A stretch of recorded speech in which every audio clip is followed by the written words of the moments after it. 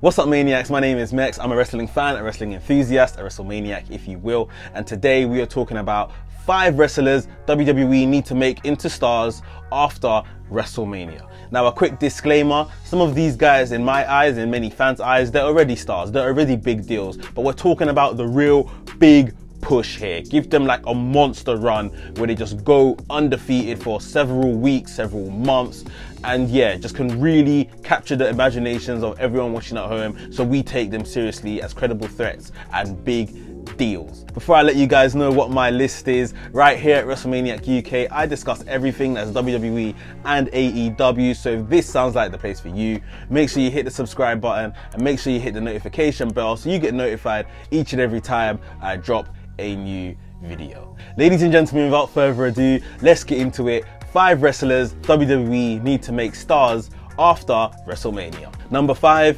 Dominik Dijakovic. So now Dominik Dijakovic has been rid of his T-bar persona. Retribution seems to be done. Hopefully we don't see that again. Dominik Dijakovic should be inserted right into the thick of it on Monday Night Raw. He can have feuds with the likes of Randy Orton, his beloved friend Keith Lee that we've seen so many times, but it's never gonna get old. These are the kind of guys he should be going up against. WWE loves a big man, and who doesn't love a big man that can move like a cruiserweight and shows a lot of athleticism in everything they do, but still keeps the powerhouse side to his arsenal. Dominik Dijakovic in 12 months time could be a very credible US champion and maybe be heading on to looking at the WWE Championship. Dominik Dijakovic is someone that they should definitely invest in the future, and someone I think WWE should make a star after WrestleMania. Number 4, Buddy Murphy. Buddy Murphy, one of the best kept secrets in wrestling. Again, unfortunately, after being featured a lot with Seth Rollins and Rey Mysterio and that whole story just about a year ago, Buddy Murphy has kind of gone back into obscurity. No one's kind of seen much of him, heard much from him. We saw him pop up again when Seth Rollins returned, but we aren't seeing Buddy Murphy in all his glory. Who remembers Buddy Murphy on 205 Live? Who remembers that Cruiserweight Championship run? He was absolutely fantastic. One of the best things about that show, and to be honest, even back then, I never knew that Buddy Murphy had all of that in. I was watching 205 Live for Buddy Murphy. He was an absolutely fantastic and intriguing champion, so cocky. He can do something like that right now with any of the mid-card titles.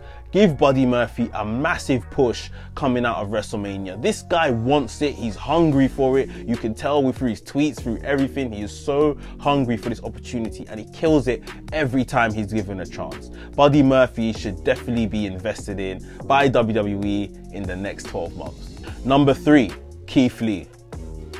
Now, this is someone that has had a very up and down last 12 months. He went from becoming the North American champion to the first ever NXT double champion, holding the North American championship and the NXT title, to dropping those both within 2 months, to reaching the main roster of WWE, having a feud against Randy Orton and winning against Randy Orton on pay-per-view, to more or less missing, I think, Survivor Series, Royal Rumble, Elimination Chamber, and most certainly he's going to miss WrestleMania 37. What an up and down year this guy has had. But bring him back after WrestleMania, rejuvenized, with a new purpose, maybe with a bit of a new attitude, and make him go on a tear through this roster. Someone that they said they wanted to make US champion, where you can do that straight out of the gate after WrestleMania. Keith Lee has so much to offer. Like I said earlier, him versus Dijakovic would be a great main roster feud to kind of help get him over. Sort of how Sheamus and Drew McIntyre have been going back and forth in recent weeks, and now Sheamus, a lot of people are invested in him. Keith Lee could have something similar. And yeah, like I said, this guy could go on to be a champion, US champion, WWE champion, and put on fantastic matches. We know he's capable of it. WWE, pull the trigger. Keith Lee needs a big push in 2021. Number 2, Rhea Ripley.